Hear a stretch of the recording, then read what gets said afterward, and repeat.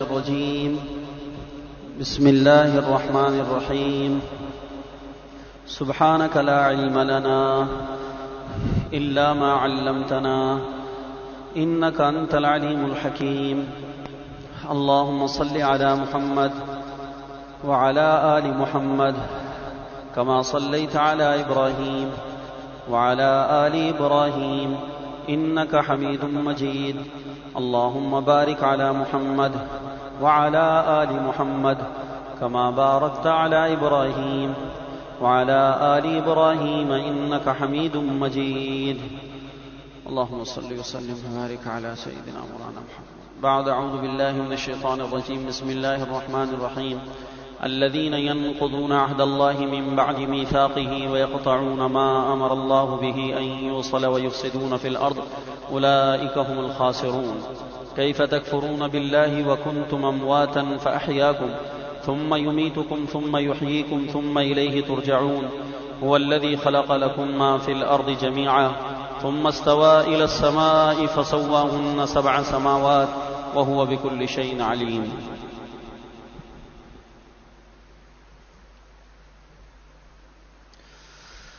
اللہ اکبر. میرے بھائی اور دوستو،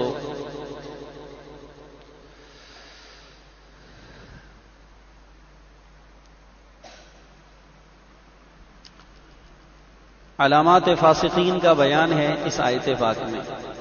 پیچھے کہا گیا کہ اللہ تعالیٰ گمراہ نہیں کرتے مگر فاسقوں کو. فسق کا اعلیٰ درجہ کفر ہے اور اس کا ادنا درجہ معصیت. قرآن میں فاسق کا لفظ کافر کے لیے بھی بولا گیا ہے اور مومن عاصی کے لیے بھی بولا گیا ہے. ایمان والا ہے لیکن گناہگار ہے اس کو بھی فاسق کہتے ہیں. کافر ہے اس کو بھی فاسق کہتے ہیں.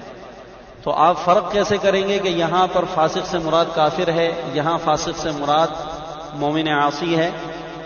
تو اس فرق کو کرنے کے لیے یہ بات میں نے آپ کو بتا دی کہ جب فسق کا اعلیٰ درجہ مراد ہوگا تو وہاں پر کفر مراد ہوگا، اور جب فسق کا ادنا درجہ مراد ہوگا تو وہاں پر مومن عاصی کا ذکر ہوگا.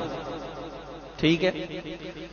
تو یہاں پر اب آپ خود فیصلہ کریں. اب آپ میں اتنی استعداد پیدا ہو گئی ہے کہ اللہ تعالیٰ سے نے جب مثالیں بیان کری تو ایک طبقہ اٹھا اور اس نے کہا کیا ارادہ تھا اللہ تعالیٰ کا ان مچھر اور مکھی کی مثالوں سے؟ تو خدا عز و جل نے جواب دیا کہ یضل بہ کثیرا ویہدی بہ کثیرا. ان مثالوں کے ذریعے اللہ بہت سو کو گمراہ کرتا ہے اور بہت سو کو ہدایت دیتا ہے. وما یضل بہ، اور نہیں گمراہ کرتا الا الفاسقین، مگر اللہ کن کو؟ فاسقوں کو.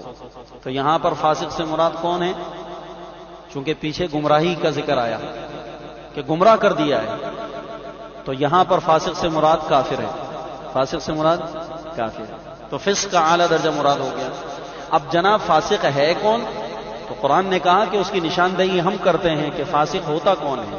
فاسق کی علامات، منافق کی علامات، مومن کی علامات، یہ ساری قرآن و سنت میں آپ کو بھری پڑی ملی. مومن کون ہے، اس میں کیا کیا خوبیاں ہیں، کیا کیا صفات ہیں. اچھی نیک بیوی، اس کی کیا کیا خوبیاں ہیں. بد کردار عورت، اس کی کیا کیا علامات ہیں. یہ سب قرآن احادیث کے اندر سب چیزیں ذکر کی گئی. تو مومن کی علامات، فاسق کی علامات، منافق کی علامات، ان سب کا ذکر آتا ہے کتابوں کے اندر. تو اب یہاں سے اللہ سبحانہ و تعالی فاسق کی کل 3 علامات بیان فرما رہے ہیں، اور ان 3 علامات میں سے 2 علامات اصل باعتبار اصل کے ہیں، اور تیسری علامت جو ہے وہ انہی 2 علامت کا نتیجہ ہے. انہی 2 علامات کا نتیجہ ہے. اصل کے اعتبار سے فاسق کی 2 علامات ہیں، اور انہی 2 علامات کے نتیجے میں تیسری علامت ظاہر ہو رہی ہے. پہلی علامت الذین ینقضون عہد اللہ، کہ وہ اللہ تعالیٰ سے کیے ہوئے عہد کو توڑتے ہیں.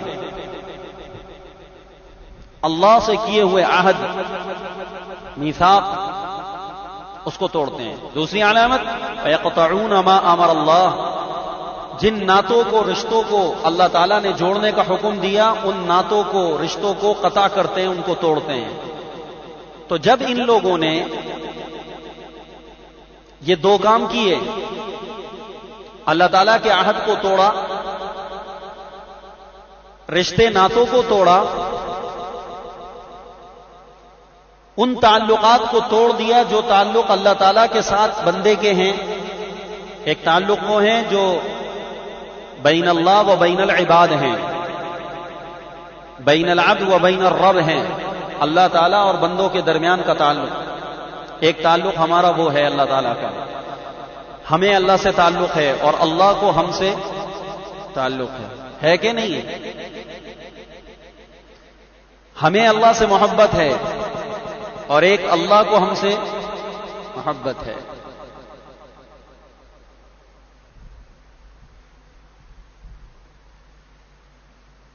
ایک بزرگ بازار سے ایک مجنونہ باندی خرید کر لے کر آئے، جو یہ کہہ کر بازار میں بک رہی تھی کہ یہ دیوانی ہے، اس لیے کوئی خریدنے کو بھی تیار نہیں تھا اور قیمت بڑی رخیص کم تھی.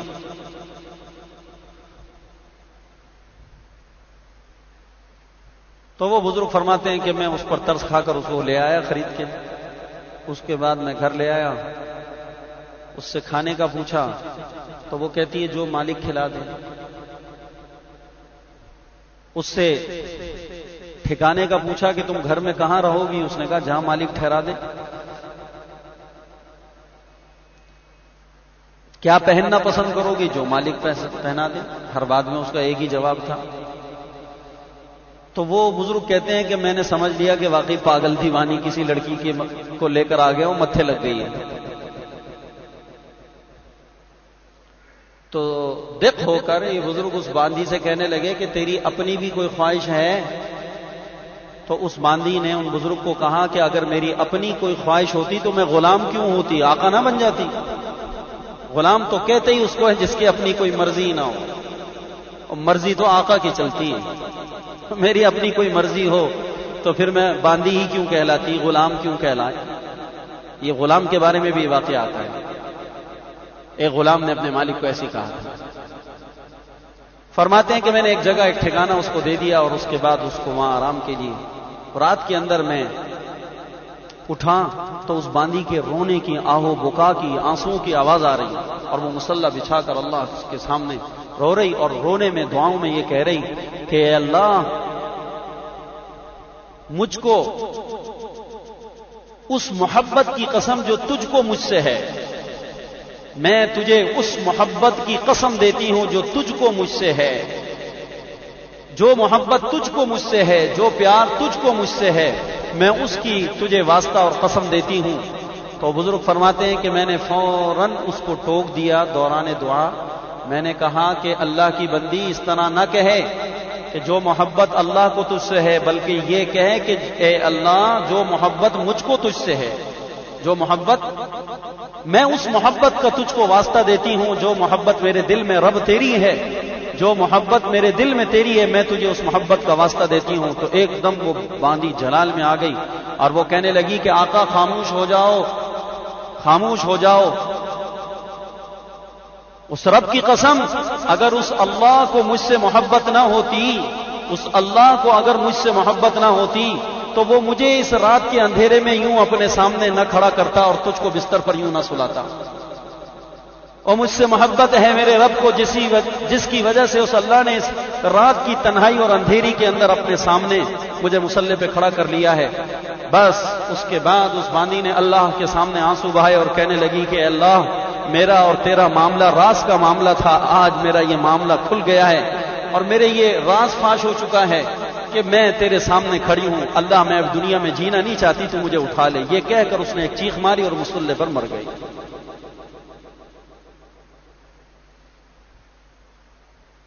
تعلق بین اللہ و بین العبد، ایک تو وہ تعلق ہے جو اللہ کو ہم سے ہے اور ایک تعلق وہ ہے جو ہم کو اللہ سے ہے. ایک محبت وہ ہے جو اللہ کو ہم سے ہے اور ایک محبت وہ ہے جو ہم کو اپنے رب سے ہے. اور یقیناً میرے محترم آپ میں سے ہر مسلمان کے دل میں اپنے رب کی کسی نہ کسی درجے میں محبت ہوگی. مجھ ناچیز کے دل میں بھی محبت ہے اپنے پروردگار کی، آپ کے دل میں بھی محبت ہوگی. اور اس مسکین سے بھی اللہ محبت کرتے ہیں اور آپ سے بھی اللہ محبت کرتے ہیں. اسی محبت کا نتیجہ ہے کہ خدا نے اپنے قرآن کے آگے ہم سب کو بٹھا دیا. دنیا باہر پھر رہی ہے، بتیرے لوگوں کو پتا ہے کہ مسجد میں قرآن بیان ہوتا ہے، لیکن اللہ کو جب کسی سے محبت نہیں ہوتی تو مسجدوں سے اٹھا کے ٹی وی کے آگے بٹھا دیتا ہے. کتنے ہی یہاں سے نماز پڑھ کے جا کے گھر میں ٹی وی کے آگے بیٹھ گئے ہیں, اور کتنے ہی بتیرے نوجوان ایسے ہیں جن کو اللہ نے ٹی وی کے آگے سے اٹھا کر قرآن کی مجلس میں بٹھا دیا. یہ کس نے کیا؟ یہ کس وجہ سے ہوا؟ اللہ ہم سے محبت کرتے ہیں. بولو اللہ ہم سے محبت کرتے ہیں, اس محبت کی وجہ سے. بات سچی ہے کہ نا؟ الذین ینقضون عہد اللہ, فاسقین کی علامات کا بیان ہو رہا ہے. تو بنیادی طور پر فاسق کی دو علامتیں ہیں. ان دو علامتوں کے نتیجے میں تیسری علامت بھی ظاہر ہوئی. پہلی علامت ینقضون عہد اللہ, اللہ سے کیے ہوئے عہد کو توڑ ڈالا. الذین ینقضون عہد اللہ من بعد میثاقہ, جو توڑتے ہیں اللہ کے معاہدوں کو مضبوط کرنے کے بعد. اور دوسری علامت ویقطعون ما امر اللہ, جن رشتے ناتوں کو اللہ نے جوڑنے کا حکم دیا ہے ان کو توڑ ڈالتے ہیں. تو جب رشتے اور ناتوں کو توڑا جائے, اللہ سے کیے ہوئے عہد کو بھلایا جائے, اس کا انکاری ہو جائے انسان, اور وہ تعلق جو اللہ کا بندے کے ساتھ ہے اس کو بھی فراموش کیا جائے, اور جو تعلق بندے کا بندے کے ساتھ ہے جس کو حقوق العباد کا نام دیتے ہیں, جب یہ توڑا جائے تو آپ خود ہی انصاف سے فیصلہ فرمائیے کہ اگر دنیا کے اندر اللہ کے تعلق کو بھی پامال کیا جائے, بندوں کے حقوق کو بھی پامال کیا جائے, تو پھر زمین میں فساد نہ ہو تو اور کیا ہو؟ زمین میں امن رہ سکتا ہے؟ پھر نہیں رہ سکتا.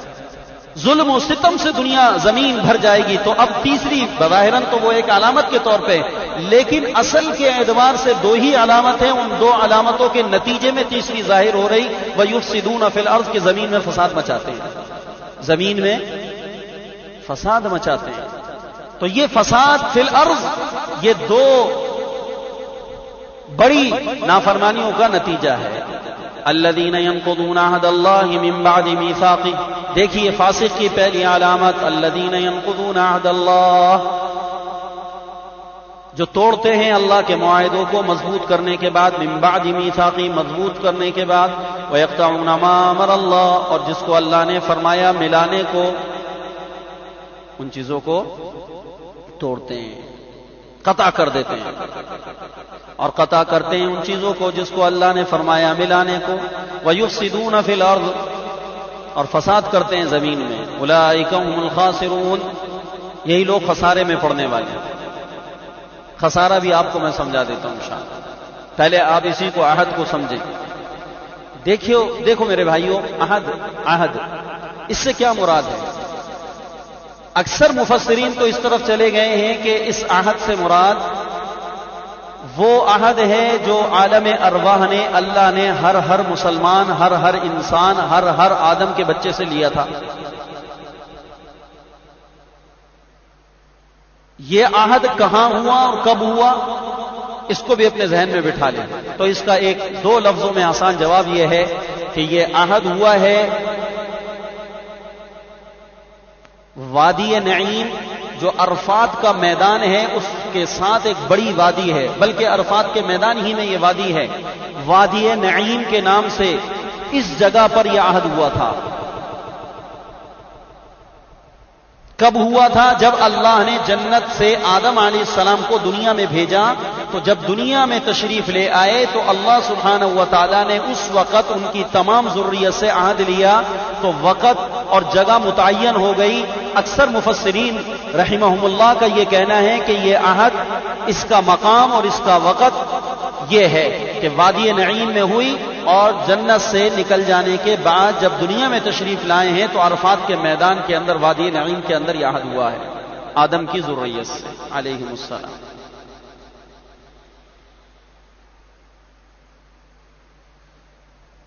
کیا عہد ہوا؟ اللہ سبحانہ و تعالیٰ نے تمام انسانوں کو پیدا کرنے سے پہلے اللہ نے ایک عہد لیا. الستُ بربکم, کیا میں تمہارا پالنہار نہیں, تمہارا رب نہیں؟ تو سب نے کیا جواب میں کہا؟ قالوا بلى وَإِذَا أَخَذَ رَبُّكَ مِن بَنِي آدَمَ مِن ظُهُورِهِمْ وَذُرِّيَّتَهُمْ وَأَشْهَدَهُمْ عَلَىٰ أَنفُسِهِمْ أَلَسْتُ بِرَبِّكُمْ قَالُوا بَلَىٰ شَهِدْنَا قَالُوا بَلَىٰ, انہوں نے کہا بلا, ہاں. اور یہ بلا تاکید کے صیغوں میں سے ایک صیغہ ہے. اس کا معنی ہوتا کیوں نہیں, ہاں. جب تاکیدی بات کرنا ہوتی ہے نا، عرب کسی بات میں تاکید کے ساتھ جواب دینا چاہتے ہیں تو کہتے ہیں بلا بلا، ہاں یا مطلب کیوں نہیں، ہاں ہاں ایسے ہی ہے. تو تمام انسانوں نے تاکید کے صیغے کے ساتھ اللہ کو جواب دیا کہ ہاں ہاں کیوں نہیں پروردگار، تو ہی ہمارا رب ہے، تو ہی معبود ہے، تو ہی ہمارا الہ ہے، عبادت کے لائق صرف تیری ذات ہے. تو اب کیا ہوا؟ جب یہ عہد ہو گیا تو اس عہد کے ہونے کے بعد اللہ سبحانہ و تعالی کا، اللہ اکبر، دیکھیے کیسی کریم اور رحیم ذات ہے. عہد کو سمجھ لیجیے کہ جب ہم سے اور آپ سے عہد ہوا اور قرآن نے اس عہد کی خبر دے دی تو اب ہمیں یاد ہو کہ نہ ہو لیکن یہ کہنا پڑے گا کہ عہد ہوا تھا اور ہم نے اللہ تعالیٰ کے سامنے اقرار کیا تھا کہ ہم تیری مانیں گے. اب آپ یہ کہتے ہیں کہ نہیں کہتے؟ اگرچہ یاد نہیں عہد، آپ میں سے ہم میں سے کسی کو یاد ہے؟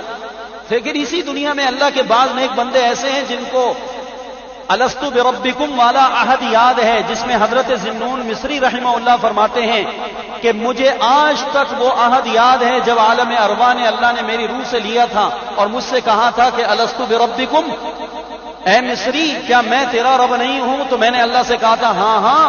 اور یہ عہد مجھے اس طرح یاد ہے کہ اس وقت میرے قریب کون کون سی روحیں تھیں ان کو بھی میں جانتا ہوں. وہ ہم تو کثیر النسیان ہیں. ہمارے مولانا اعجاز صاحب درس میں بیٹھے ہیں، انہوں نے حضرت علی کا بھی مجھے ایک قول سنایا کہ حضرت علی رضی اللہ عنہ بھی فرمایا کرتے تھے کہ مجھے وہ عہد یاد ہے کہ جب اللہ نے عہد لیا تھا اس عہد کی مجھے خبر ہے، مجھے یاد ہے وہ عہد. تو اگرچہ ہم اس کے انکاری ہوں لیکن اس کو ماننا پڑے گا کہ عہد ہوا تھا، عہد ہوا تھا. دلیل کیا ہے؟ دلیل سب سے بڑی قرآن ہے کہ قرآن کہتا ہے کہ تم سے عہد ہوا، تم نے کہا بلا، تم نے کہا بلا. تو اب جب عہد ہو گیا کہ اطاعت کا، کہ ہم نے بات ماننی ہے، نافرمانی نہیں کرنی، معصیت نہیں کرنی، تو بس اللہ سبحانہ و تعالی کے جزا و سزا کے نظام کو قائم کرنے کے لیے یہی عہد ایک کافی تھا.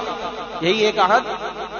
اللہ کے علم محیط کے اندر ذرے ذرے کا علم ہے، پوری کائنات کا کوئی ذرہ اللہ کی معلومات سے باہر نہیں ہے. کون فاسق ہے، کون فاجر ہے، کون بے ایمان ہے، کون دجال ہے، اور کون نیکوکار ہے، کون متقی ہے، کون پرہیزگار ہے، کون نمازی ہے، کون بے نمازی ہے، یہ اللہ کے علم محیط کے اندر ہے کہ خدا کا علم محیط ذرے ذرے پر حاوی ہے. تو بس جزا و سزا کا نظام مرتب کرنے کے لیے اللہ تعالیٰ کی ذاتی معلومات کافی شافی تھی. بولو تھی کہ نہیں تھی؟ تو مزید اس کے اوپر اعمال کو لکھوانا، مزید اس کے اوپر گواہیوں کو مقرر کرنا، مزید اس کے اوپر زمین کو، خطے کو، جگہ کو، انسان کے خود اپنے اعضاء کو کہ زبان پر مہر لگا دی گئی اور جس عضو نے جو گناہ کیا قیامت کے دن اس کو گویائی دی جائے اور وہ اس کی اپنی زبان حال سے، زبان قال سے اس کا اقرار کرے. فرشتوں کے صحیفے کھول دیے جائیں، میزان قائم کی جائے اور نیکیوں کو اور بدیوں کو تلوایا جائے، اور تلوانے کے بعد جس کی بدیاں زیادہ جہنم بھیجا جائے اور جس کی نیکیاں زیادہ اس کو جنت دی جائے. یہ سارا کا سارا مرتب مربوط نظام قائم کرنے کی اللہ کریم کو ضرورت نہیں تھی. کیوں بابا؟ عہد ہوا ہے. کیا ہو چکا ہے؟ عہد ہو چکا ہے. جب عہد ہو چکا تو اب عہد سے فریقین میں سے کوئی بھی انکاری نہیں ہو سکتا، چاہے اس کو وہ عہد یاد ہو کہ نہ یاد. اللہ اکبر. لیکن وہ ذات رحیم ہے، وہ ذات کریم ہے، وہ ذات اپنے بندوں پر مہربان ہے. اس مہربان ذات نے اس کا ارادہ اور فیصلہ کیا. اس مہربان ذات کا حکمت، اس کے حکمت، اس کے حلم، اس کی بزرگی نے اس کا تقاضا کیا کہ وہ بندوں کے لیے صرف اپنے علم کے اوپر جزا و سزا کے نظام کو مرتب نہ کرے، بلکہ جب تک اس کے جرم کے اوپر دستاویزی ثبوت قائم نہ کر دیے جائیں اور ناقابل انکار شہادتیں قائم نہ کر دی جائیں، اس وقت تک اس کو جرم کی سزا نہ دی جائے. دستاویزی ثبوت لائے جائیں، ناقابل انکار شہادتیں مہیا کی جائیں، یہاں تک کہ مجرم کو خود اپنے جرم کا اعتراف و اقرار ہو جائے۔ جب وہ اپنے جرم کا اقرار و اعتراف کر لے، اس کے بعد اس کو جہنم رسید کیا جائے، اس کو سزا دی جائے۔ اللہ سبحانہ و تعالیٰ نے یہ سارا مربوط نظام دراصل اپنی رحیمی، اپنی کریمی صفت کی وجہ سے کیا، وگرنہ خدا کو ان سارے نظام کو مربوط بنانے کی کوئی حاجت نہیں تھی۔ اللہ اکبر۔ تو میرے دوستو، اللہ تعالیٰ نے صرف اس عہد کی خبر نہیں دی، بلکہ اللہ تعالیٰ نے انسان کے ساتھ فرشتے لگا دیے جو اس کے ہر قول اور ہر فعل اور اس کے ہر عمل کو اپنے پاس کتاب میں، قرآن میں سورہ قاف کے اندر ہے، ما یلفظ من قول الا لدیہ رقیب عتید، ما یلفظ من قول الا لدیہ رقیب عتید۔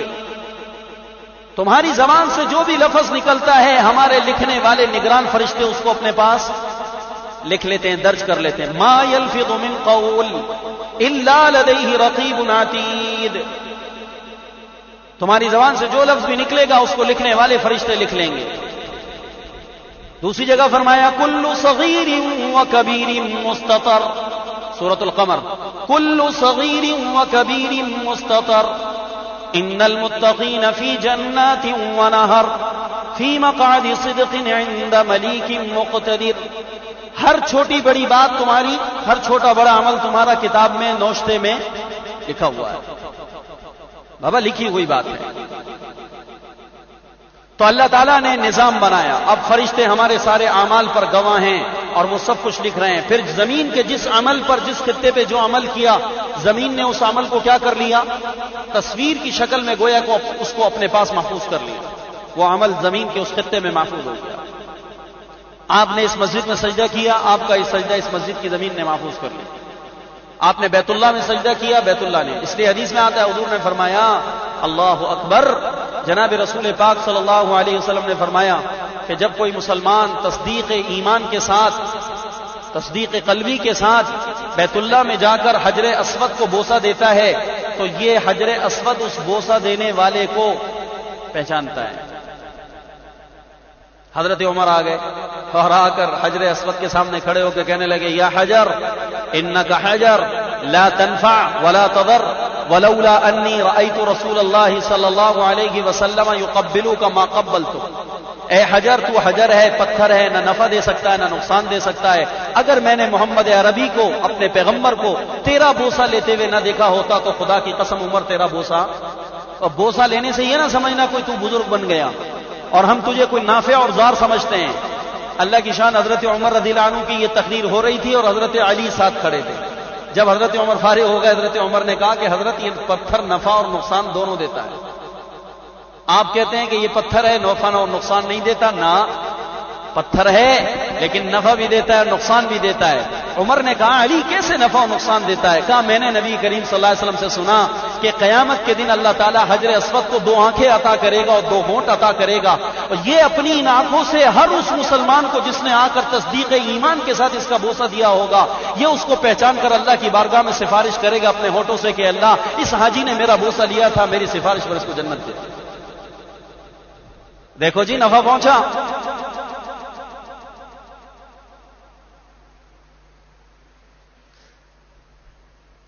تو زمین عمل پر گواہ، پتھر عمل پر گواہ، دن گواہ، رات گواہ، وقت گواہ۔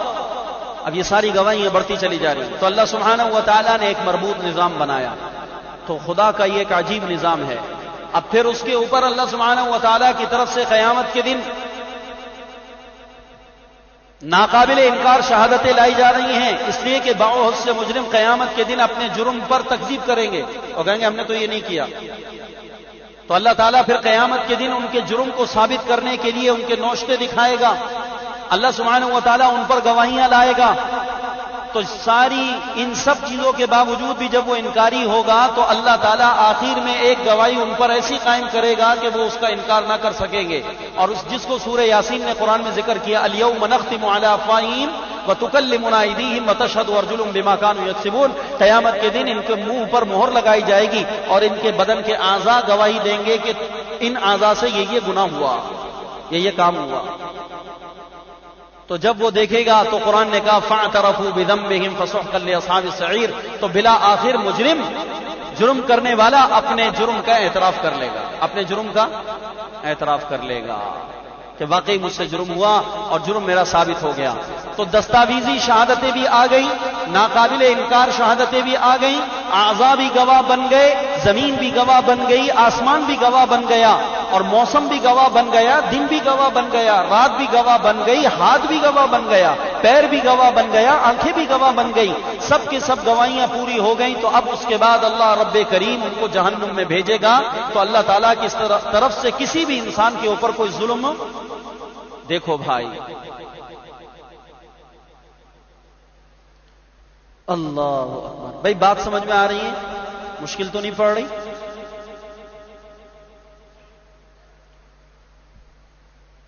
عہد یہ ہوا، اس پر اللہ تعالیٰ نے یہ سارا کا سارا نظام بنایا، اور اس نظام بنانے کے بعد اللہ سبحانہ و تعالیٰ کا یہ جو قانون ہے، یہ عام حکومت کے قوانین کی طرح نرا قانون نہیں ہے کہ بس قانون سنا دیا گیا، بس عمل درآمد کروانے کے لیے کوئی منظم و مستحکم نظام نہیں بنایا گیا، ایسا نہیں ہے۔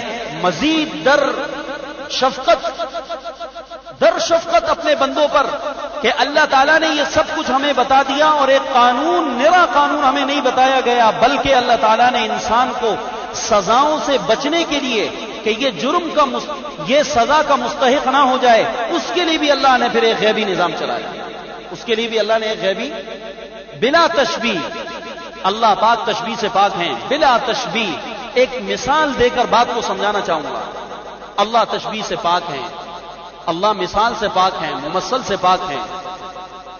لا مثل له ولا مثال له ولا ضد له ولا ند له ولا صفیر له ولا وزیر له، اس اللہ تعالیٰ کی نہ کوئی مثل، نہ کوئی مثال، نہ کوئی اس کا وزیر، نہ کوئی اس کا سفیر، نہ اس کا کوئی مد مقابل، نہ اس کا کوئی ہم اثر، کوئی برابر۔ اللہ تعالیٰ ان تمام چیزوں سے بولو پاک ہے، بلا تشبیہ۔ جیسا کہ ایک شفیق باپ، جیسا کہ ایک شفیق اور مہربان باپ اپنے گھر کے نظام کو مستحکم بنانے کے لیے اور اپنی آل اولاد کو وہ آداب زندگی اور سلیقہ سکھانے کے لیے اپنے گھر کے اندر ایک نظام سزا کا مقرر کرتا ہے،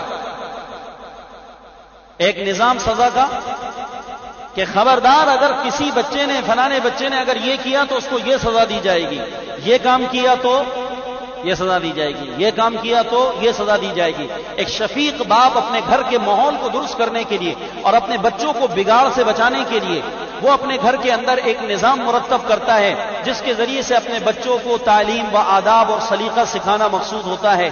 تو باپ صرف اس قوانین کو بنا کر اور اس قسم کے قانون سنا کر اس پر اکتفا نہیں کرتا، بلکہ شفیق باپ کی دل کی تمنا ہوتی ہے کہ میرا کوئی بچہ جرم کا ارتکاب کر کے مستحق سزا نہ ہو جائے، اس کا بھی انتظام کرتا ہے، اس کا بھی بولو کہ سزائیں تو میں نے مقرر کر دی کہ فلانے فلانے کام کے اوپر یہ سزا ہوگی، لیکن شفیق باپ جو ہوگا وہ اپنی اولاد کو ان جرائم سے بچانے کا بھی گھر کے اندر منظم و مستحکم نظام بنائے گا۔ مثلا باپ نے یہ فیصلہ کیا کہ جو بچہ فجر کی نماز نہیں پڑھے گا، بیگم صاحبہ اس کو صبح کا ناشتہ، دیکھو اگر صبح کی نماز میں نہ اٹھے تو اس کا ناشتہ بند ہے۔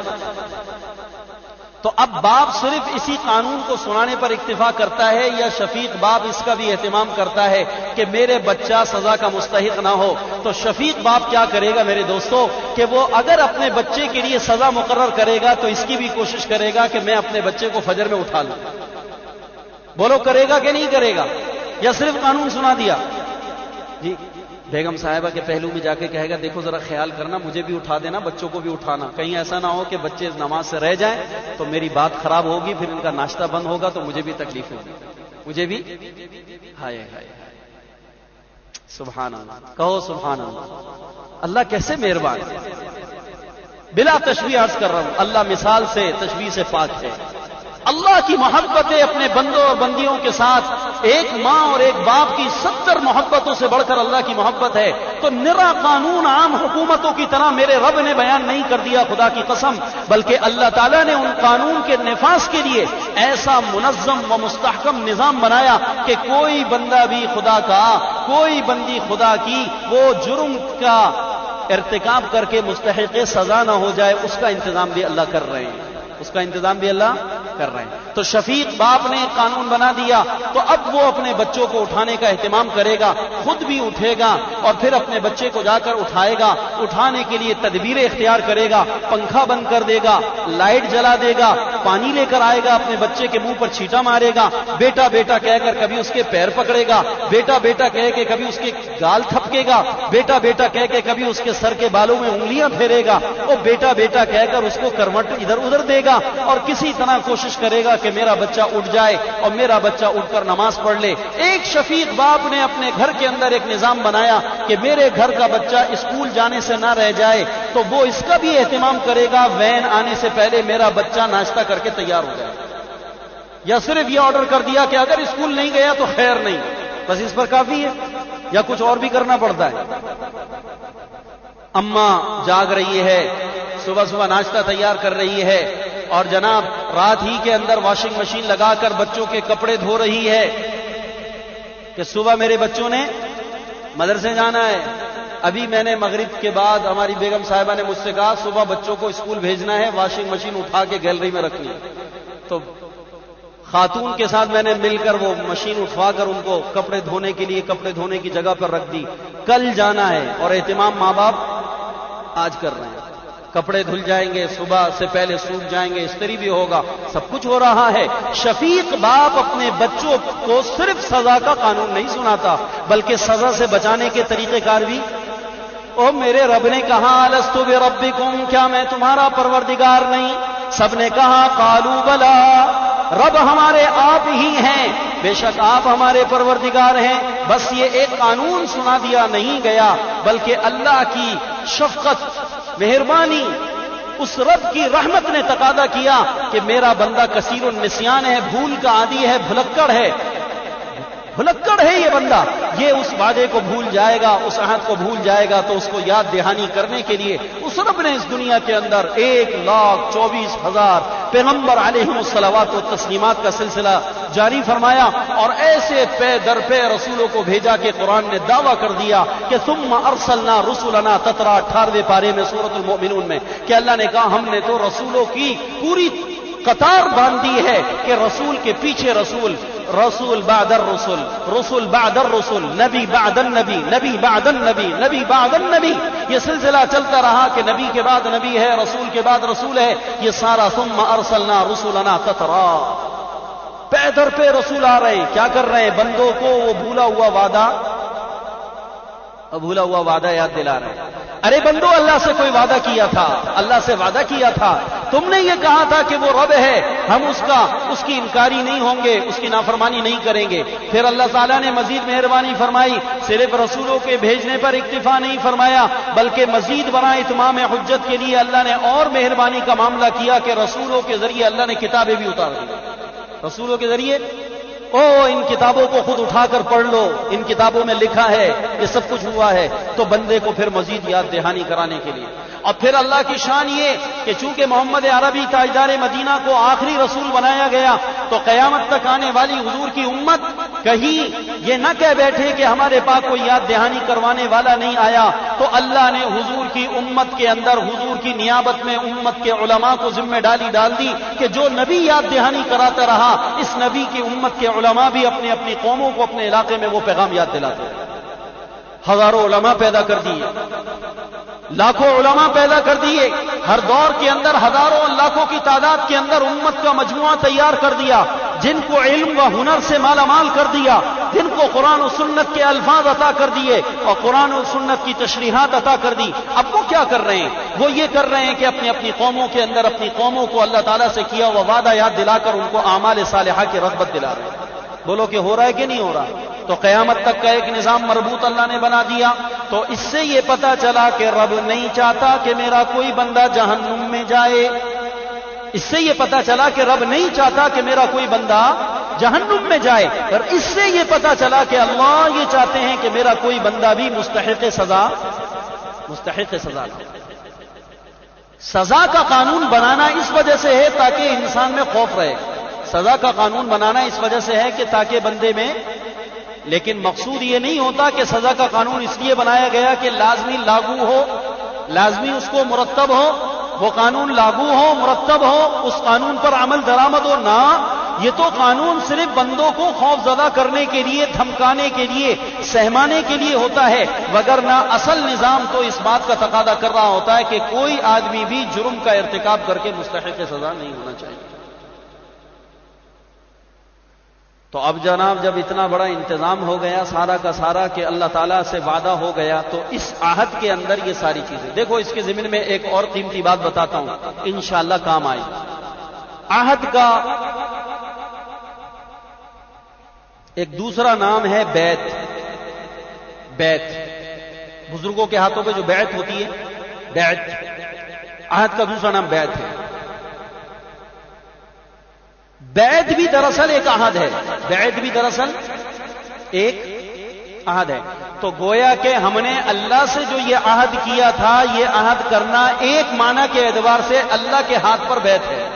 ہم نے کیا کی؟ بیعت کی. یہاں پر بیعت کے احکامات بھی تھوڑے سے سنتے چلے. ہمارے یہاں بزرگوں کے اندر بیعت رائج ہے، بیعت ہوتی. تو بیعت یہ کوئی علماء اور صوفی اکابرین بزرگان دین کی طرف سے کوئی دین میں کوئی نئی ایجاد نہیں ہے جس کے خلاف ایک طبقہ کھڑا ہو گیا اور وہ یہ کہتا ہے کہ دنیا میں صوفی ازم قائم کرنے کی ان مولویوں نے کوشش کی ہے، لہذا یہ گمراہی کا ایک راستہ ہے. واللہ العظیم قرآن کو نہ سمجھنے کی وجہ سے ایسے جرت مند پیدا ہوتے ہیں، ایسی احمقانہ باتیں کرنے والے پیدا ہوتے ہیں. ارے اگر تم نے عہد کا مفہوم سمجھا ہوتا تو تمہیں عہد کے مفہوم میں یہ بات مل جاتی کہ عہد بھی دراصل ایک درجے کے اندر اور ایک معنی کے اعتبار سے ایک حیثیت سے دراصل بیعت ہے. اس لیے کہ بیعت اور عہد میں ایک ہی چیز ہے. بیعت اور عہد میں ایک ہی چیز ہوتی ہے. بیعت کیا ہے؟ قرآن پاک نے نبی اکرم صلی اللہ تبارک و تعالی علیہ وسلم کے ہاتھ پر صحابہ کا بیعت کرنا ذکر کیا، جو دراصل ایک عہد تھا کہ جب حضرت عثمان بن عفان کو بھیج دیا گیا مکہ میں کہ جا کر بات کرو کہ ہم عمرہ کرنے آئے ہیں، ہمارا مقصد لڑائی کرنا نہیں ہے، لہذا ہمیں عمرہ کرنے دیا جائے. انہوں نے حضرت عثمان بن عفان کو روک لیا اور واپس آنے سے تو یہاں مشہور ہو گیا حضور صلی اللہ علیہ وسلم حدیبیہ کے مقام پر صحابہ کے ساتھ حالت احرام میں پڑاؤ ڈالے بیٹھے ہیں اور حضرت عثمان کو سامنے آگے سفیر بنا کر بھیجا گیا ہے کہ جا کر مکہ والوں کو سمجھاؤ کہ محمد عربی لڑنے نہیں آئے، اپنی جماعت کے ساتھ صرف عمرہ کرنے آئے ہیں اور ہم عمرہ کر کے چلے جائیں گے، تو لہذا ہماری راہ میں رکاوٹ نہ ڈالو. انہوں نے حضرت عثمان کو کہا کہ آپ خود کرنا چاہتے ہیں طواف تو کر لیجئے. حضرت عثمان نے انکار کیا کہ حضور تو روک دیے جائیں اور میں عمرہ کروں، حضور تو روک دیے جائیں میں عمرہ کروں، ممکن نہیں، میں بھی عمرہ نہیں کرتا. طواف نہیں کیا بیت اللہ کا. بات کچھ آگے بڑھی، ان کو روک لیا گیا. وہاں مشہور ہوا کہ حضور صلی اللہ علیہ وسلم کے صحابی حضرت عثمان کو کیا کر دیا گیا؟ قرآن کی اتنی بڑی خبر سورۃ الفتح میں، اس کے باوجود بھی ایک طبقہ اہل بدعت نبیوں کو عالم الغیب کہتا ہے. کتنی بڑی تہمت ہے نبیوں کے اوپر. اگر حضرت عثمان رضی اللہ عنہ مکہ میں قید کر لیے گئے اور حدیبیہ کا مقام چند میل کے فاصلے پر، صرف چند میل کے فاصلے کے اوپر ہے، وہاں پر حضور صحابہ کے ساتھ پڑاؤ ڈالے ہوئے ہیں اور حضرت عثمان مکہ میں قید ہیں، وہاں خبر پہنچ گئی کہ مکہ والوں نے حضرت عثمان کو قتل کر دیا. تو جب نبی اکرم صلی اللہ علیہ وسلم کو یہ پتا چلا کہ عثمان شہید کر دیے گئے تو اللہ کے پیارے نبی پر جلال آیا، اور نبوت والا جلال خدا کی قسم ہزاروں انسانوں کے جلال سے بڑھ کر ہوتا ہے. ساری دنیا کے انسان کے جلالوں کو ملا لو، نبوت کا ایک جلال اس کے مقابلے میں بڑا ہوا ہے. حضور صلی اللہ علیہ وسلم پر جلال آیا کہ انہوں نے ہمارے سفیر کو حضرت عثمان کو شہید کر دیا. تو حضرت رسول کریم صلی اللہ علیہ وسلم نے اس جلال میں اور اس غصے کے اندر آپ نے تمام صحابہ کو جمع فرمایا اور آپ نے تمام صحابہ سے وہاں پر عہد لیا کہ جب تک ہم عثمان کے خون کا بدلہ مکہ والوں سے نہیں لیں گے، ہم یہاں سے واپس، چاہے ہم سب کے سب ختم ہو جائیں، چاہے ہم سب کے سب ختم ہو جائیں. تو اللہ کے پیارے پاک پیغمبر وہاں صحابہ سے بیعت لے رہے ہیں اور وہاں پر عہد لے رہے ہیں. کس پر؟ کہ حضرت عثمان کے خون کا بدلہ لینا ہے. اب آپ یہ بتائیے کہ کہ عثمان مکہ میں زندہ ہیں اور پیغمبر حدیبیہ میں عثمان کے قتل پر صحابہ سے بیعت لے رہے ہیں. مجھے ایمانداری سے یہ بتاؤ کہ اگر نبی کے پاس علم غیب ہے تو کیا العیاذ باللہ نبی نے یہ سارا ڈرامہ رچایا تھا؟ کہ آپ کو پتا تھا کہ مرے تو نہیں ہیں، قتل تو نہیں ہوئے، شہید تو نہیں ہوئے، وہاں پر زندہ سلامت ہیں، لیکن چلو ایک تھوڑا سا ڈرامہ لگاؤ اور ان ساروں کو اس کے اوپر آمادہ کرو کہ بیعت لو، بیعت کرو، عہد کرو مجھ سے. تو آپ ایمانداری سے بتائیے کہ کیا نبی نے العیاذ باللہ وہاں کوئی ڈرامہ رچایا تھا یا حقیقت پر بیعت لی تھی؟ کہ حضور کو پتہ ہی نہیں تھا کہ عثمان وہاں پر زندہ ہیں. قرآن تو اس پر گواہی دیتا ہے کہ نبی کو نہیں پتہ تھا کہ عثمان زندہ ہیں. اسی وجہ سے تو حضرت رسول کریم صلی اللہ علیہ وسلم نے حضرت عثمان کی شہادت پر صحابہ سے خون کا بدلہ لینے کی تو اس بیعت کا ذکر آیا. لقد رضی اللہ عن المؤمنین، لقد رضی اللہ عن المؤمنین اذ یبایعونک تحت الشجر. تحقیق اللہ راضی ہو گیا ان ایمان والوں سے جنہوں نے اپنے نبی کے ہاتھ پر بیعت کری ایک خاص درخت کے نیچے. اللہ تو راضی ہو گیا. وہ بیعت الرضوان کے نام سے وہ بیعت مشہور ہوئی ہے اور سورۃ الفتح کے تیسرے رکوع میں اللہ تعالیٰ نے اس کو ذکر کیا ہے.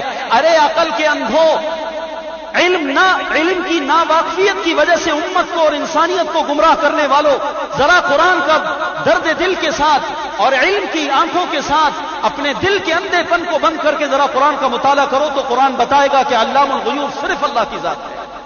علام الغیوب صرف نبیوں کے پاس صرف وہ علم ہوگا غیب کا جو اللہ نبی کو بتا دے گا، اور جس غیب سے اللہ نبی کو بے خبر رکھے گا، خدا کی قسم نبی باخبر نہیں ہو سکتا. یہ تو قرآن کی خبر ہے.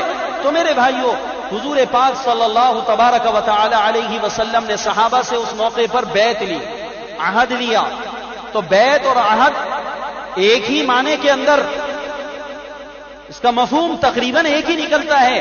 تو چونکہ اللہ نے بھی عہد لیا، حضور نے بھی عہد لیا، اور بیعت عقبہ جو حضور کے ہجرت مدینہ سے پہلے انصار سے لی تھی اس گھاٹی کے اندر، تو وہ اس بیعت کا بھی ذکر ہے. اور حضور صلی اللہ علیہ وسلم نے بہت سے صحابہ سے ایمان پر اور اعمال صالحہ پر بیعت لی تھی.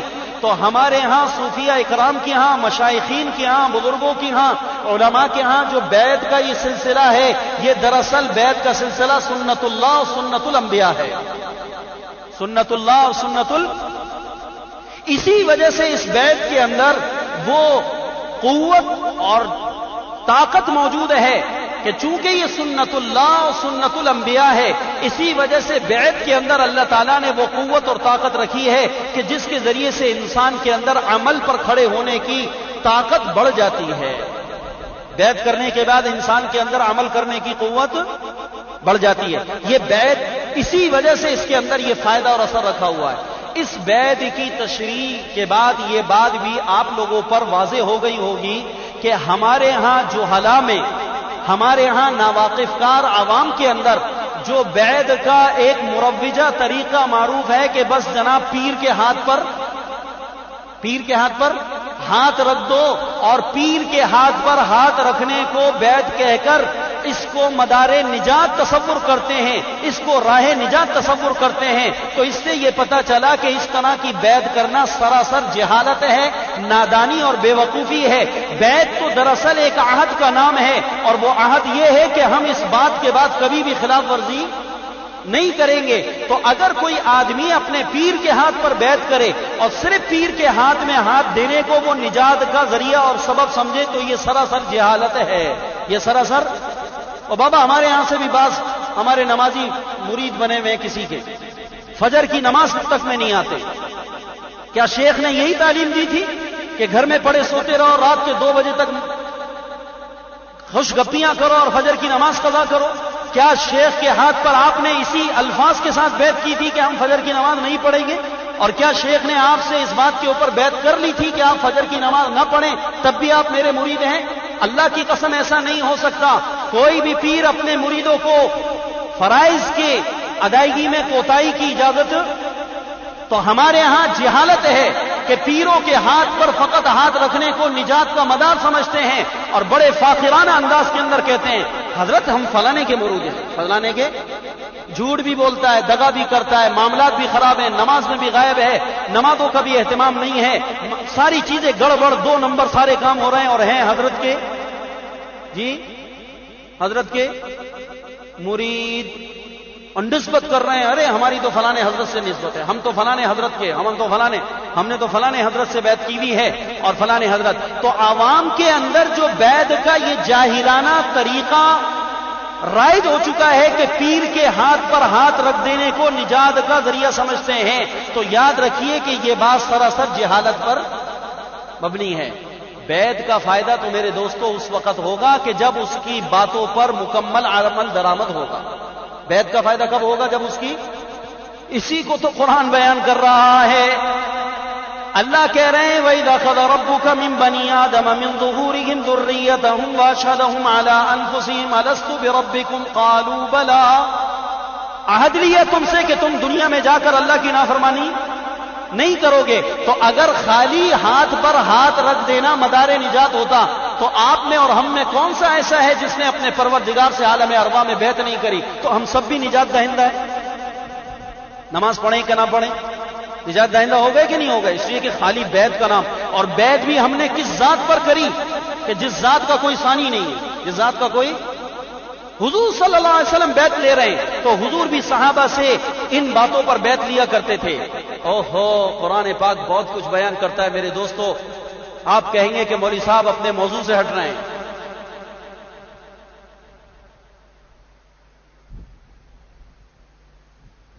حضور صلی اللہ علیہ وسلم کے پاس مومنات آئیں، عورتیں آئیں. یا ایھا النبی اذا جاءک المؤمنات، تیرے پاس جب ایمان والی عورتیں آئیں، یبایعنک، تیرے پاس بیعت کرنے کے لیے آئیں تو بیعت کرنا، ان عورتوں کو، ان عورتوں سے بیعت کر لینا، ان عورتوں کی بیعت کر لینا. اور بیعت کیا ہے؟ اللہ یشرکن باللہ شیئا، اس بات پر بیعت کرنا ان عورتوں کو کہ وہ اللہ تعالیٰ کے ساتھ کسی کو شریک، ولا یسرقنا، چوری، ولا یزنینا، زناکاری بدکاری، ولا یقتلنا اولادہن، اپنی اولادوں کو قتل، ولا یاتینا ببہتان، کسی پر بہتان تراشی، ولا یعصینک فی معروف، اور کسی بھی معروف میں معصیت کا ارتکاب. اگر وہ ساری باتوں کو مان لیں، فبایعہن، کے خاتون کا ہاتھ میں لیا اور اس کے بعد ہاتھ میں ہاتھ لے کر دیر تک بیعت کا سلسلہ جاری رکھا. حضور ایسے ہی بیعت کرتے تھے. آج کل کے جھوٹے پیر اتنی دیر تو اپنی بیگم کا بھی ہاتھ نہیں پکڑتے جتنی دیر اپنی مریدن کا ہاتھ پکڑے بیٹھے. پیر بھی جاہل اور مرید بھی جاہل. ضعف الطالب والمطلوب. تو یہ عہد سے بیعت کا مسئلہ بھی ہمارا واضح ہو گیا کہ عہد اور بیعت تقریباً ایک ہی چیزیں ہیں، اور اس کے اندر اللہ نے یہ ذاتی تاثیر رکھی ہے کہ اگر کوئی انسان کسی کامل پیر و مرشد کے ہاتھ کے اوپر، کسی عالم دین، کسی اللہ والے کے ہاتھ میں اگر اپنا ہاتھ دے دے تو اللہ کی ذات سے امید ہے کہ چونکہ یہ سنت اللہ سنت الانبیاء ہے، اس لیے اس کے اندر عمل کرنے کی قوت عام لوگوں کے مقابلے میں زیادہ ہو جاتی ہے، اور معصیت سے بچنے کی طاقت اس کے اندر عام لوگوں سے زیادہ ہو جاتی ہے. اس میں اللہ تعالیٰ نے یہ فائدہ رکھا ہے. اس لیے ہمیشہ آدمی کو کوئی متبع بسنت عالم دین اللہ والے کی تلاش اور جستجو کرتے رہنا چاہیے، تاکہ اللہ پاک زندگی کے کسی موڑ پر اس کو کوئی متبع بسنت عالم دین عطا کر دے تو اس عالم کے ہاتھ میں اپنا ہاتھ دے دو. انشاءاللہ اس عالم کے ہاتھ میں ہاتھ دینے سے اللہ زندگی کو پار لگا دے. آزاد زندگی نہیں گزارنی چاہیے. اللہ مجھے بھی توفیق دے، آپ لوگوں کو بھی توفیق عطا کرے. تو دیکھو الذین ینقضون عہد اللہ، پہلی فاسق کی علامت کہ وہ بیعت کا منکر ہے، بیعت نہیں کرتا، اور جو اس نے عہد کیا، الذین ینقضون عہد اللہ، جو اس نے عہد کیا، جو بیعت کری، اس کو توڑ ڈالا. شیخ صاحب کی باتوں پر عمل، مرید ہو گیا لیکن اپنے شیخ کی باتوں پر عمل نہیں کر رہا، تو شیخ کی باتوں پر عمل نہ کرنے کی وجہ سے وہ مرید بننے کے باوجود فاسق، وہ کیا ہو گیا؟ فاسق ہو گیا. تو الذین ینقضون عہد اللہ من بعد میثاقہ، اللہ سے کیے ہوئے عہد کو توڑا. تو عہد کا ایک معنی تو یہی ہے کہ یا لست بربکم والا عہد مراد ہے. بعضوں نے کہا اس عہد سے مراد وہ عہد ہے جو بنی اسرائیل سے انبیاء بنی اسرائیل نے نبی اکرم صلی اللہ تبارک و تعالی علیہ وسلم کے بارے میں لیا تھا کہ آخر زمانے کے اندر ہمارے بعد ان قریب محمد احمد صلی اللہ علیہ وسلم دنیا میں تشریف لائیں گے، اگر تم اس وقت زندہ ہو تو تم اس نبی کی دوڑ کر اتباع کرنا۔ تو ان لوگوں نے کہا کہ بے شک ہم اس نبی کی اتباع کریں گے، لیکن جب وہ نبی دنیا میں آ گئے تو ان یہود و نصارہ نے حضور صلی اللہ علیہ وسلم کے ہاتھ پر بیعت کرنے کے بجائے، ایمان لانے کے بجائے آپ کی دشمنی کرنا شروع کر دی۔ تو اس نقض عہد کی طرف اشارہ ہے۔ اور بعض حضرات نے کہا، جیسا کہ شیخ الاسلام حضرت مولانا مفتی تقی عثمانی صاحب نے لکھا ہے کہ اس عہد کے اندر اس خاموش اور عملی عہد کی طرف بھی اشارہ ہے کہ جو اگرچہ زبان سے تو نہیں ہوا لیکن خاموش اور عملی عہد ہے کہ جو ہر انسان نے پیدائش کے وقت میں اپنے رب سے کیا۔ ہر انسان نے پیدائش کے وقت میں اپنے، دیکھو ہر انسان نے، بات لیجئے گا، غور کیجئے گا میں کیا کہہ رہا ہوں، اس عہد کے اندر اس عہد کی طرف بھی ممکن ہے کہ اشارہ ہو، ممکن ہے کہ اس عہد کی طرف بھی اشارہ ہو جو عہد ہر انسان یوم پیدائش والے دن پیدائش کے وقت میں خاموش اور عملی اپنے پروردگار سے عہد کرتا ہے۔ خاموش اور عملی عہد، وہ کون سا عہد ہے؟ خاموش اور عملی عہد، جیسا کہ کسی ملک میں پیدا ہونے والا کوئی بھی باشندہ، کسی بھی ملک میں پیدا ہونے والا کوئی بھی بچہ خاموش اس بات کا اپنے ملک کے بادشاہوں سے عہد کر رہا ہوتا ہے کہ چونکہ میں اس ملک میں پیدا ہوا ہوں لہذا اس ملک کے قوانین کا میں احترام کروں گا۔ ہر ملک میں پیدا ہونے والا بچہ اپنے ملک کے قوانین کا خاموش عہد کر رہا ہوتا ہے۔ کر رہا ہوتا ہے کہ نہیں کر رہا ہوتا؟ جو جس ملک میں پیدا ہوا وہ ایک خاموش اور عملی ایک عہد کر رہا ہے۔ امریکہ میں پیدا ہونے والا بچہ امریکن حکومت سے گویا کہ ایک عملاً خاموش عہد کر رہا ہوتا ہے کہ چونکہ میں امریکی ہوں لہذا امریکہ کے قوانین کا میں، چونکہ میں پاکستانی ہوں لہذا پاکستان کے قوانین کا میں۔ تو جیسے پیدا ہونے والا کسی بھی ملک کا باشندہ اس ملک کے قوانین کے احترام کا ایک عملی عہد کر رہا ہوتا ہے، بالکل اسی طرح پیدا ہونے والا ہر بچہ دنیا کے اندر جہاں بھی پیدا ہوتا ہے وہ اپنے پروردگار کا، چونکہ یہ ملک ہے، اس پوری زمین پر اللہ کا قبضہ اور تسلط ہے، اس زمین اور اس بادشاہت کے اندر اللہ کی جو بھی بندہ پیدا ہوتا ہے تو وہ اللہ تعالیٰ کے اس ملک کے اندر پیدا ہوتے ہی عملاً اللہ سے عہد کر رہا ہوتا ہے تیرے ملک میں آیا ہوں لہذا رب تیرے ملک کے قوانین کا۔ بھائی بات سمجھ میں آ گئی؟ چلو دیکھو اس کو، الذین ینقضون عہد اللہ من بعد میثاقہ، جو توڑتے ہیں اللہ کے معاہدوں کو مضبوط کرنے کے بعد، جو توڑتے ہیں اللہ کے معاہدوں کو مضبوط کرنے کے بعد۔ مضبوط کیسے ہوئے؟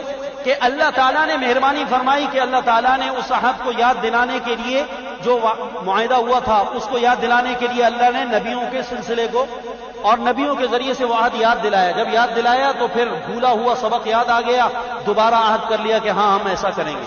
لیکن جب اس کے بعد عمل کا وقت آیا تو اس صورت کے اندر انہوں نے غداری کر لی، تو اس لیے کہا گیا من بعد میثاقہ، پختہ کرنے کے بعد۔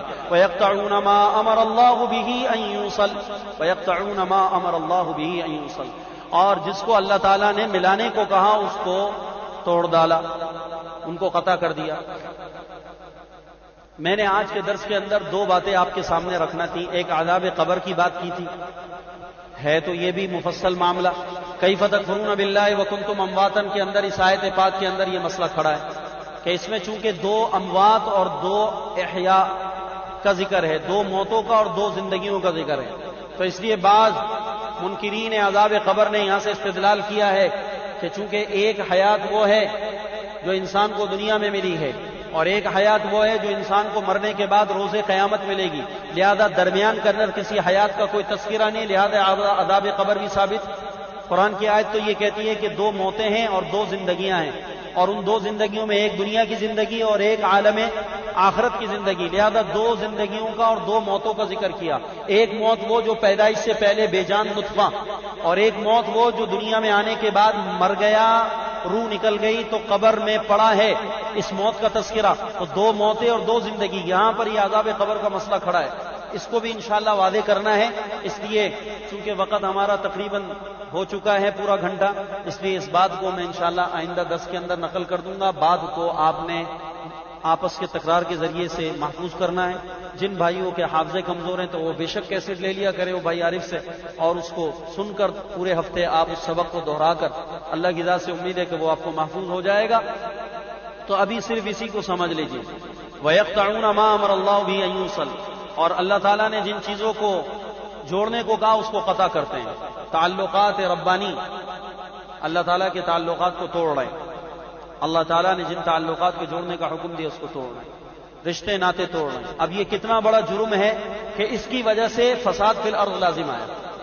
تو اب بھائی ہم اس کا فیصلہ کریں کہ ہم نے اپنے خاندان میں ناراض افراد کو, جو ہمارے ماموں, چچا, تایا, بھائی, بہن, اماں, ابا, فلانے ڈھماکے, اس سے لڑائیاں ہیں, تو کیا ان لڑائیوں پر ہم نے اسی طریقے سے اپنے تعلقات کو قطع رکھنا ہے, یا اس کی وجہ سے چونکہ فساد فی الارض لازم آ رہا ہے تو ہم نے زمین میں فساد کی دلیل اور علامت نہیں بننا.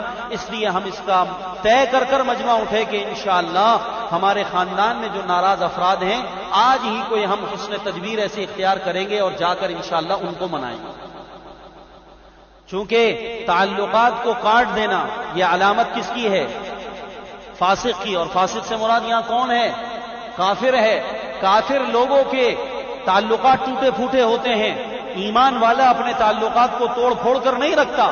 لہذا ہم میں سے جس سے جو ناراض ہے, غلطی اس کی ہو یا ہماری ہو, باہر کے ہم اپنے آپ کو چھوٹا بنا کر اس کو راضی کرنے کے شکلیں اختیار کریں حسن تدبیر کے ساتھ. اللہ کی ذات سے امید ہے کہ اللہ پاک ناراض رشتہ داروں کو انشاءاللہ منوا دے گا. پڑوس میں کوئی ناراض ہے اس کو منا لیں, آفس میں کوئی ناراض ہے اس کو منا لیں, ہمارے رشتہ داروں کے اندر کوئی ناراض بیٹھا ہے, کوئی بھائی کوئی بہن ہماری ناراض ہے, کوئی خالہ کوئی پھپھی ناراض ہے, چاہے قصور اس کا ہو یا ہمارا, ہم دونوں صورتوں کے اندر اپنے رشتہ داروں کو منانے کی کوشش کریں کہ یہ بڑا درجہ ہے.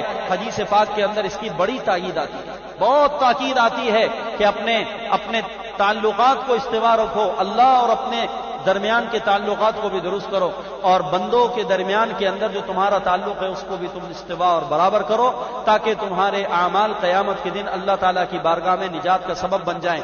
اس لیے کہ حدیث میں آتا ہے صلہ رحمی یہ ایک ایسی اللہ تعالیٰ کی بنائی ہوئی نعمت ہے کہ قیامت کے دن اللہ تعالیٰ کی بارگاہ میں چیخ کر پکار کر صلہ رحمی یہ کہے گی کہ اللہ جس نے مجھے جوڑا آج اپنی رحمت سے تو اس کو جوڑ دے, اور جس نے مجھے توڑا تو آج اس کو اپنی رحمت سے توڑ دے. اس لیے بڑی سخت سزا ہے اس کی. اس لیے میرے دوستو ہم آپس کے اندر دیکھو, قوموں کی قومیں ٹوٹی ہوئی ہیں, ایک قوم والے دوسری قوم کی نفرت کے بول رہے ہیں, ایک قوم والے دوسری قوم کے لیے نفرت کے جو ہے باغ لگا رہے ہیں, نفرت کی سامان مہیا کر رہے ہیں. اس سے اقوام میں لڑائیاں ہو رہی ہیں, مسلمانوں کے اندر اختلاف بڑھ رہے ہیں, پورا پاکستان آپس میں لڑا بیٹھا ہے. حکمرانوں کے خلاف عوام ہے, عوام کے خلاف حکمران ہیں, آپس میں توڑ پھوڑ ہے, اور جناب قتل و غارت گری کی فضا ہے. یہ سارا کا سارا مسلمانوں کے حقوق کو پامال کرنے کا نتیجہ ہے. یہ سارا کیا ہے؟ اسی وجہ سے ہمارے ملک میں آنے والی حکومت فساد کا سبب بنتی ہیں کہ وہ کیے ہوئے وعدے پورا, جو وعدہ کیا ہو نبھانا پڑے گا. جب وعدے کیے ہوئے نبھائے نہیں جاتے تو پھر ملک میں کیا ہوتا ہے؟ فساد ہوتا ہے. ملک میں ریلیاں نکلتی ہیں, ملک میں دھرنے ہوتے ہیں, ملک کے اندر کیا کچھ ہوتا ہے. یہ کس لیے ہوا؟ کہ جو وعدہ کیا تھا اس کو نبھایا نہیں گیا. اس لیے جو وعدہ کیا ہو نبھانا پڑے گا. الذین ینقضون عہد اللہ, جو توڑتے ہیں اللہ تعالیٰ کے معاہدوں کو مضبوط کرنے کے بعد, وَيَقْطَعُونَ مَا أَمَرَ اللَّهُ, اور جس کو اللہ نے ملانے کو فرمایا اس کو قطع کر دیتے ہیں. تو پھر اس کا نتیجہ کیا ہوا؟ وَيُفْسِدُونَ فِي الْأَرْضِ. ویسے تو یہ تیسری علامت کے طور پر ہے, لیکن اصل کے اعتبار سے انہی دو علامتوں کے نتیجے میں یہ تیسری علامت ظاہر ہو گئی. اولئک هم الخاسرون.